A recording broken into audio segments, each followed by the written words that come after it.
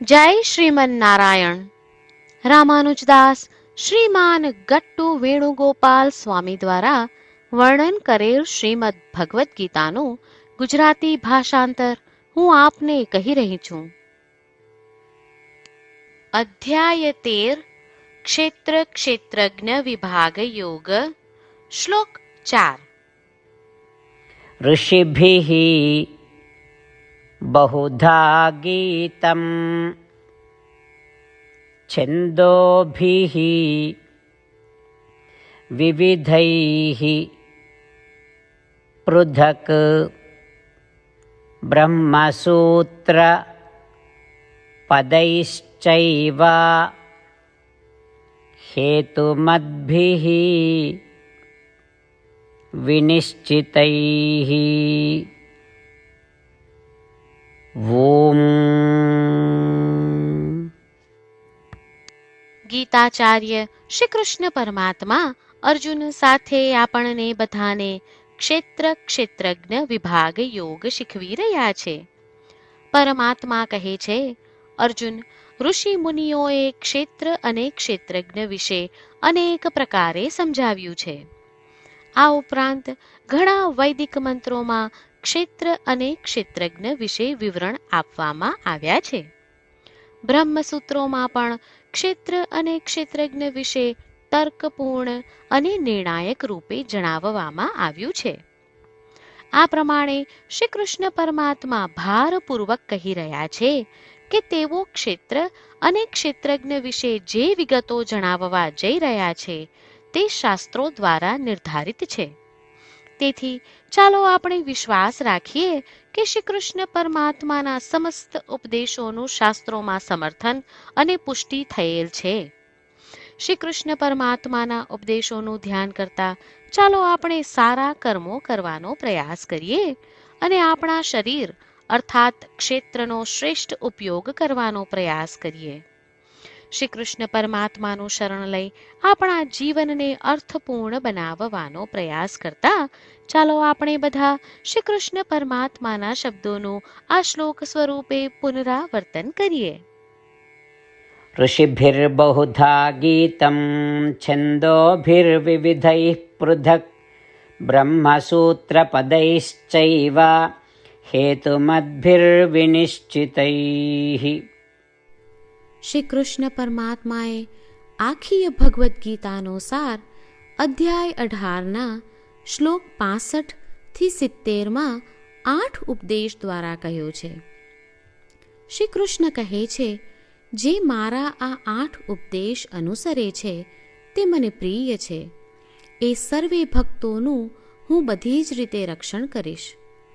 શ્રી કૃષ્ણ પરમાત્મા પાસેથી આખી ભગવદ્ ગીતા સાંભળ્યા પછી અર્જુન કહે છે, કરિષ્યે વચનમ તવ, એટલે કૃષ્ણ, હું તમારી આજ્ઞાનું પાલન કરીશ, તમે કહો છો એમ કરીશ. અને આથી જ શ્રી કૃષ્ણએ દરેક પ્રકારના યશ અને વિજય અર્જુનને આપ્યા છે. તો ચાલો આપણે પણ પરમાત્માને 8 વાતો પાળવાનું વચન આપીએ. પરમાત્માને આપેલા વચનથી મોટી કોઈ પૂજા, તપ કે યજ્ઞ નથી. 8 પ્રતિજ્ઞાઓ જે આપણે લેવી જોઈએ તે હું હવે કહું છું. આપ સૌ પણ એનો મન અને હૃદયથી વિચાર કરો.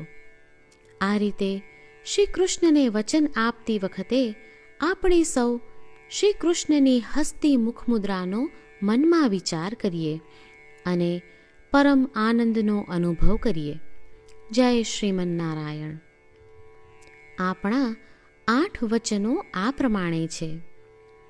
આપણું પહેલું વચન, હે શ્રીમન નારાયણ, તમારા ઉપદેશ પ્રમાણે હું હંમેશા તમારું ધ્યાન અને ચિંતન કરીશ. આપણું બીજું વચન, હે શ્રીમન નારાયણ, તમે કહ્યું છે તેમ હું સદાય તમારી ભક્ત રહીશ. આપણું ત્રીજું વચન, હે શ્રીમન નારાયણ, હું મારા કર્મો તમને સંતોષ થાય તેમ અને તમારી સેવા માટે કરીશ. આપણું ચોથું વચન, હે શ્રીમન નારાયણ, તમે અનુસરવા કહ્યું છે તેમ મને પૂર્ણ શ્રદ્ધા છે કે હું તમારી છું. હું સદાય મારા હાથ જોડી તમને નમસ્કાર કરીશ, તમારી ભક્તિ કરીશ. આપણું 5મું વચન. હે શ્રીમન્નારાયણ, હું તમારા શબ્દો યાદ કરું છું. મામેકમ શરણમ વ્રજ. તમે તમારી શરણમાં આવવા કહ્યું છે. શ્રીમન્નારાયણ, હું માત્ર તમારા જ શરણમાં છું. આપણું 6થું વચન. હે શ્રીમન્નારાયણ, આપે કહ્યું છે મા શુચ. તમે અમને આશ્વાસન આપી શોક ન કરવા માટે કહ્યું છે, તો હું દુઃખી નહીં થાઉં, શોક નહીં કરું. આપણું 7મું વચન. હે શ્રીમન્નારાયણ, અમારા કલ્યાણ અર્થે આપે શ્રીમદ્ ભગવદ્ ગીતા રૂપી આશીર્વાદ આપી અમારા સૌ પર કૃપા કરી છે, તો હું દરરોજ ઓછામાં ઓછો 1 શ્લોક વાંચીશ અથવા સાંભળીશ એવો સંકલ્પ લઉં છું.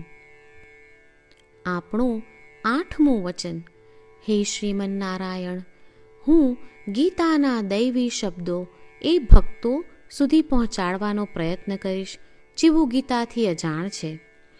હે શ્રીમન્નારાયણ, તમે કહ્યું છે તેમ કરીશ, તમે કહ્યું છે એમ વર્તીશ અને તમારા માટે જ કર્મ કરીશ. શ્રીમન્નારાયણને આપેલું વચન કે દરરોજ તમે કહ્યું છે એમ કરીશું, એ જ એક મહાન પૂજા છે.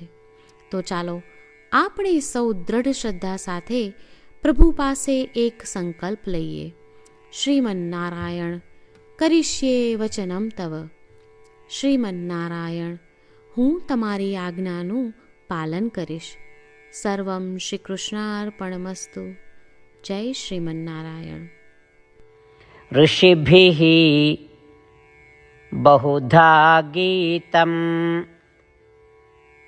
छन्दोभिः विविधैः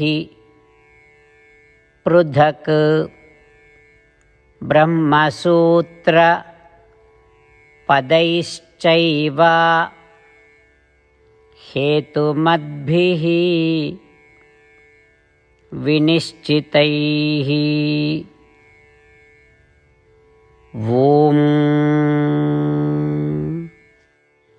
ऋषिभिर्बहुधा गीतं छन्दोभिर्विविधैः पृथक् ब्रह्मसूत्रपदैश्चैव हेतुमद्भिर्विनिश्चितैः. જય શ્રીમન્નારાયણ. તમામ ભક્તોને ખાસ વિનંતી.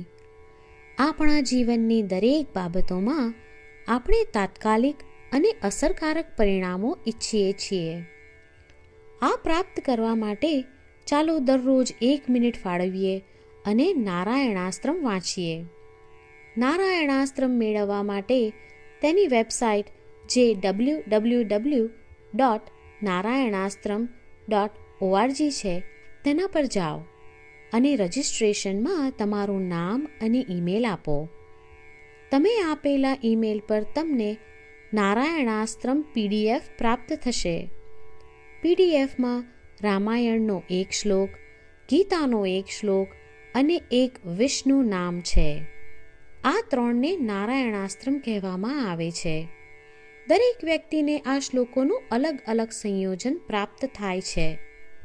જ્યારે દરેક વ્યક્તિ 24,000 ભક્તો સાથે તેમના નારાયણાસ્ત્રમને દરરોજ વાંચે છે અથવા સાંભળે છે, ત્યારે સમગ્ર રામાયણનું 1 વાર પારાયણ, શ્રીમદ્ ભગવદ્ ગીતાનું 33 વાર પારાયણ અને વિષ્ણુ સહસ્ત્ર નામનું 24 વાર પારાયણ રોજ પૂર્ણ થાય છે. આ એક અદ્ભુત અને અસાધારણ પરિણામ છે. તેથી તમે અને તમારા પરિવારના સભ્યો તરત જ વેબસાઇટ પર જાઓ અને તમારું નારાયણાસ્ત્રમ મેળવો. જય શ્રીમન્નારાયણ.